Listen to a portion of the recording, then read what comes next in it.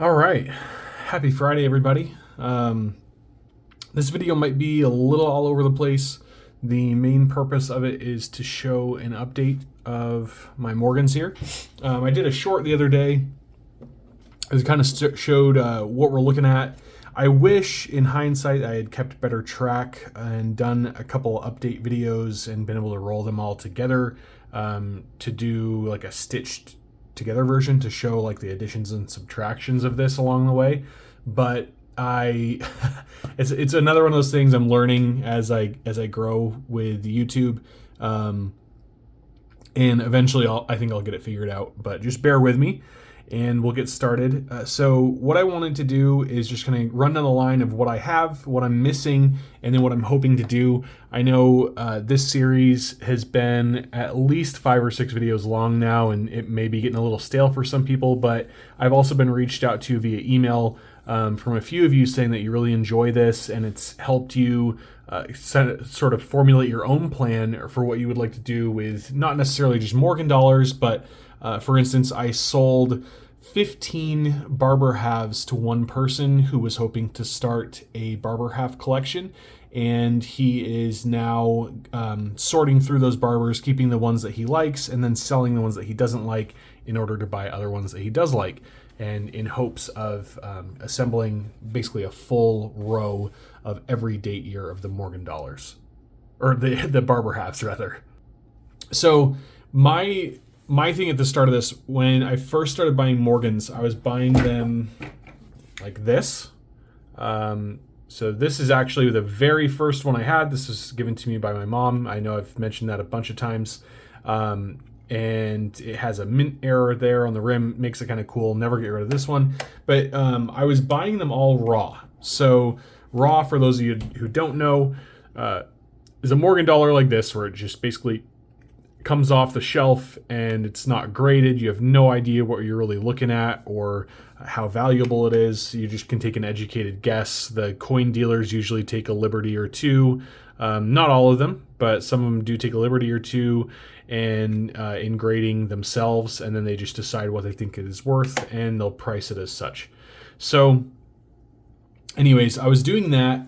And then I started thinking, man, I'd really like to get some of these that are like certified to be a certain value. I used to collect basketball cards really heavily, and I thought that it would be a good way to make sure that my investment or my collection is safe. This is, regardless of how you view precious metals, no matter whether you think it's a waste of money or whatever, if you think that it's a vehicle to store wealth, it is an investment because you're ultimately taking your money out of your bank account and sinking it into something like this. So we'll start out. We have the 1878. Let me adjust this light here. I got a light, just so everyone knows.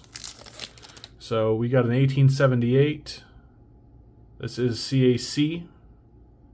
Morgan dollar. This is actually one of the first ones that I won in auction, and I had no idea what it was worth at the time. I purchased it, and then I looked it up. I think I got it for like $46 or something, and I looked it up online. And I was like, holy smokes, okay. And I've been offered various amounts for it, but I'm not going to trade it or sell it. I will be probably assembling a second date set, I think, after this. And this is going to stay out for now.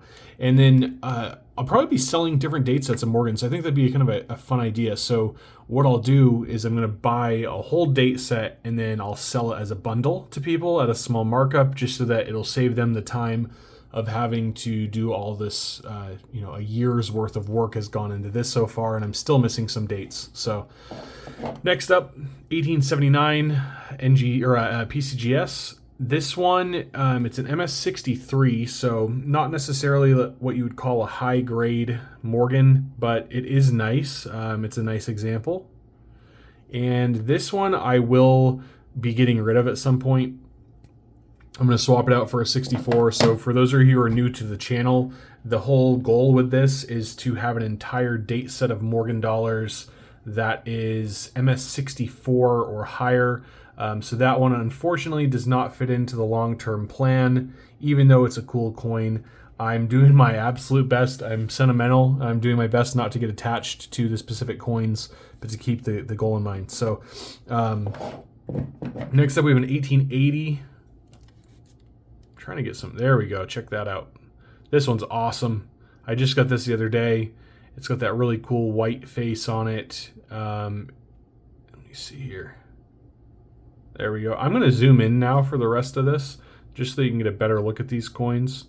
I know that a lot of you have already seen these, but for anybody who's new and doesn't want to scroll through, you know, a week or 2 weeks, 3 weeks worth of videos to see some of these, this is a good chance to take a look at them. So that's an 1880. Just picked this one up this week. Some of these are very expensive for the average collector, someone who's just starting out, and then others, you know, I'll take a coin into a coin shop, and you know, for them to offer me $225 to $250 for some of these is nothing to them, because they have some in their case that are worth $15,000 to $20,000. So it's, you know, it's laughable to some that I'm doing this, because I'm not really picking up like MS66s and 67s, but I think this is a practical way for someone like me who is fairly new to this to get a full date set of Morgans that still look cool, and it's something that you kind of hang your hat on and say, hey, I completed this challenge that I set out for myself a while ago. So that was a main goal of this, is just to see if I could actually do it. And it is getting infinitely harder as we keep going. As a couple of you have mentioned, they said, you're in for a wild ride. So right now, I've got 78, 79, 80, 81, 82, 83, and then we've got 84 here. 84.0. I do have another one on the way as well. I'll get to that in a second. Not an 84.0, but I do keep buying a bunch of 84 and 85s, and then I usually sell them because they can't live up to this. I mean, that rainbow toning is pretty cool, and this is an MS65, so the next step from that would be a 66, and one that looks as cool as that. I think it's going to be hard to beat. 1886. So you'll notice we're up to 86 now, and we have a complete run here. 87. Also has some like that gold rim toning on it. And this one's a 64 as well. So I've done a good job of keeping only 64s and 65s. I do have that 63 there, but as I mentioned, I'm going to be getting rid of it soon. And then whenever I can get my hands on another 1889, this one's going to go out the door too. It's not that it's not a good coin. I think this is a very nice example of a Morgan. I think it's fairly accurate to the grade. Maybe a grade too high, but just to keep everything between the top two grading centers, I'll be switching that one out for an NGC or PCGS when I can find one. And we do have a couple of these that I was able to pick up fairly cheap just because they have this like dirty toning on them. Unfortunately, I went to a local coin shop earlier this week, and I did sell a few of these, and the mistake that I made was not cataloging everything before I went in. So I had a general idea of what I thought I was going to get for everything, and I did fall within that parameter, but then I looked back later, and I think that if I had pieced everything out and sold it myself, I probably could have made another $300 or $400 off of everything. Unfortunately, I was in a hurry, and I needed to get moving, so I just decided to take the cash and keep on trucking. And that kind of brings me to my next point. 1898 and 1899. My stack is shrinking significantly, so I will be doing a stack update video here next week, and a lot of you are probably going to be really shocked, but I've gotten rid of close to 100 ounces of silver in the last week, and that the reason for that is twofold. So I've been doing some consolidation, and been moving more towards a lot of gold for just the generic stacking stuff. And then I started another challenge just to keep myself busy while I am hunting for these last few Morgans that I need. And so I've been buying whole rolls of different sovereign coins. So by sovereign coin, I mean like a Britannia or a Philharmonic, Pandas, Libertads, Eagles. I already have plenty of Eagles, but that's kind of where I'm at with that. So I shrunk my stack. Been focusing on doing another couple challenges on top of the Morgan one, and as such, I've had to unfortunately get rid of a bunch of the Eagles I have. Here's the Philharmonics that I've got right now. They're not perfect, but this is going to be a monster box challenge. So 500 coins with tubes of 20 of each of them. I know Maples and I think Krugerrands come in tubes of 25. I'm just getting in tubes of 20 so that I can have a 500 coin monster box full. This is all going to be Britannia's mixed years. Not getting too picky. I think once I finish this, I will try and make them all the same design. So like all Queen Elizabeth or all King Charles. But for now, we go this way. And there we've got Libertads. So I've got a whole tube of Libertads, a whole tube of Britannias, a whole tube of Philharmonics, and a whole tube of, well, three tubes of Eagles. And then I am working on the Pandas next. After that, I could use some suggestions on some other cool sovereign coins.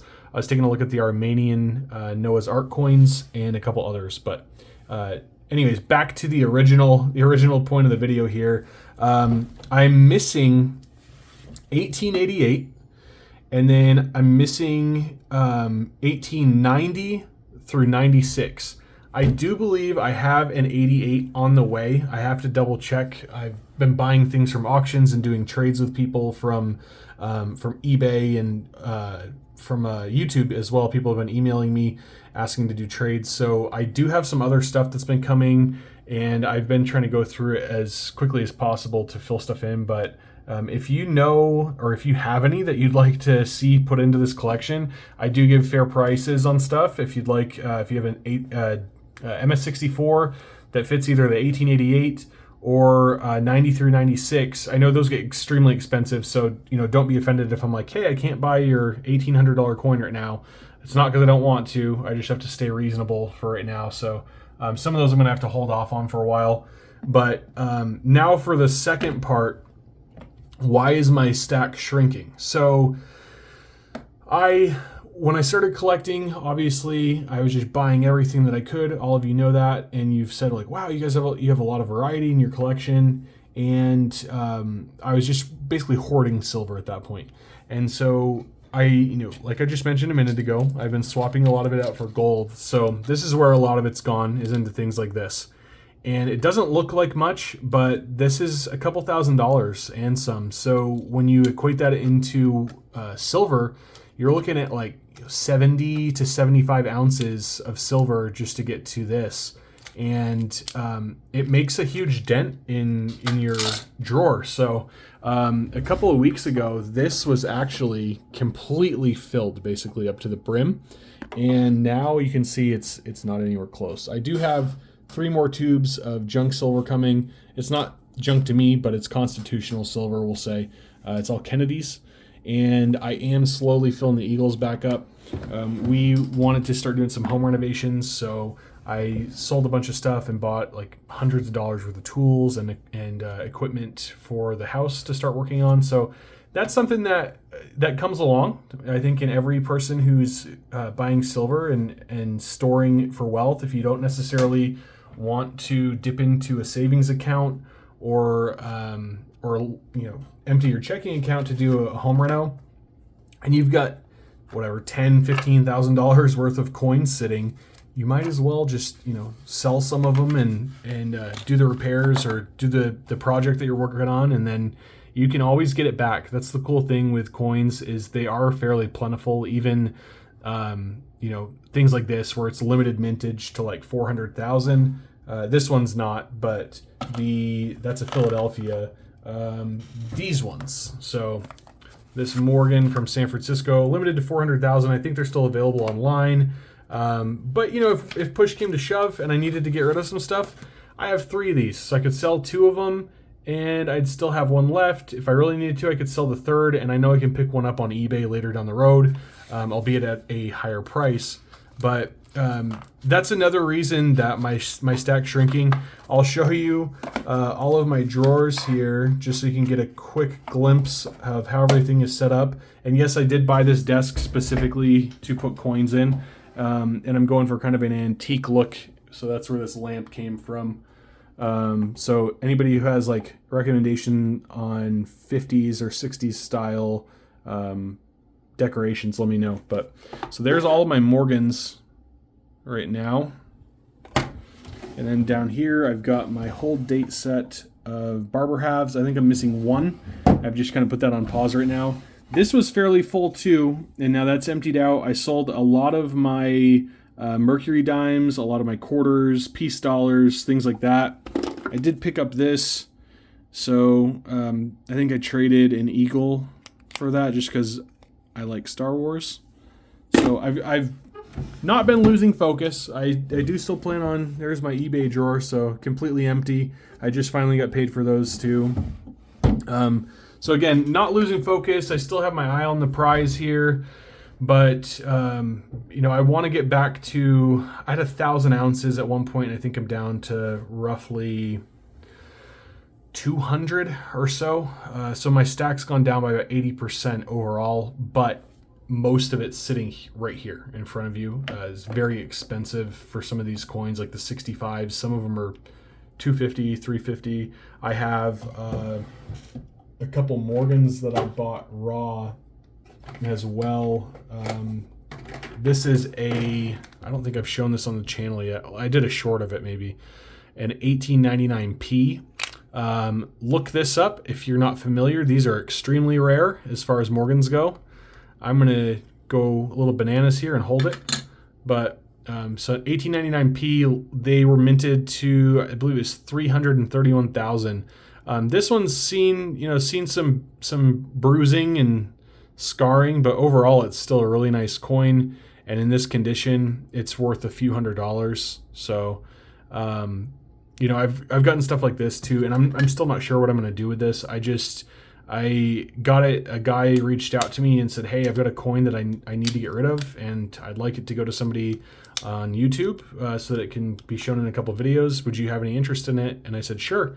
And I paid, I think, $200 for this one. So that money came from money that I would normally have sunk into my my auction funds. And then same thing with this. I did buy this at an auction, but you know, coins like this are expensive. It's $275 roughly to $300 for something like this, and that's on a good day. Some people pay all the way up into like the $400, $500, $600 mark for them. I've always wanted a GSA. Well, always. For the last year, I've wanted a GSA, and I found a good price on one and was able to get it. And so anyways, when you do that, it makes it hard to do that and also buy like 30 ounces a week of silver like I was doing. It's just not sustainable unless you're filthy rich, which I'm not. I hope to be one day, but if I keep buying all these coins, I probably won't ever be. But anyways, I have to make some concessions, and I can't do too many things at once. And so that's kind of where I'm stuck right now, is at a crossroads. Do I complete this set that I'm working on right now?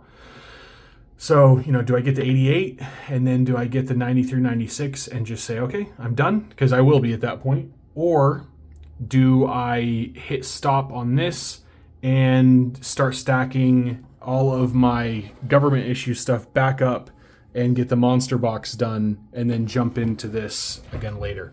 So let me know in the comments whatever you find more interesting, or if I can still maybe buy one of these a week or one every couple of weeks, and then, you know, add some of the sovereign coins to my stack every week as well. Let me know what you think. Give me some ideas of how to go about this. And if you have other ideas of some more challenges I should do, other coins that you'd like to maybe see that you haven't really seen on YouTube very much, just reach out into the comments, let me know. And then just another update, we are still going to stick with the 500 subscriber challenge, where when we hit that, we're going to give away some silver for free. It is taking a little bit longer than I'd hoped it would. I think my channel kind of fell out of the YouTube rhythm over the last week or so. We were in a pretty good stride there, and just haven't picked up the subscribers over the last week. But that's happened, and I'm fine with that. It's, you know, it'll pick back up, and I'm just going to keep pumping out content until then. Should I keep buying some PAMP stuff? I know some people really go nuts for this, and I like it as well. It's just extremely expensive. The premiums are wild, so I try to find it when I can at a good premium. But would you like to see more gold on the channel? If you'd like to see more gold on the channel, this stuff's definitely going to have to take a back seat because gold is extremely expensive compared to silver. So anyways, just give me your thoughts. I hope you're all having a great start to your weekend. And I'll be back probably on Monday. I have about 5 packages coming in that I think you guys will love. Some really interesting stuff that I haven't ever shown on a channel before. So until then, I will let you go, and I hope to see you again in the next video.